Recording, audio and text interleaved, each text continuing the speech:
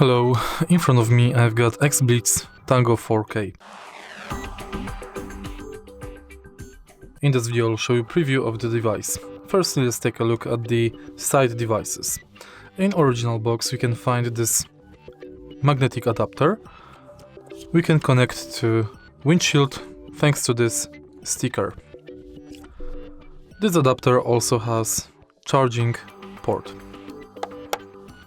Next, in the original box, we can find micro SD USB 2.0 adapter. And in the end, let's take a look at the camera.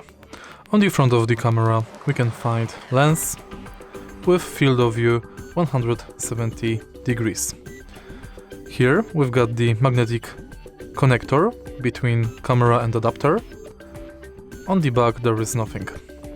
Take a look at the bottom. Here we can find speaker, serial number, producer, and on the side we can find microphone, power button and charging port. On the right side we can find micro SD slot and reset button. If you find this video helpful, please leave like, comment and subscribe.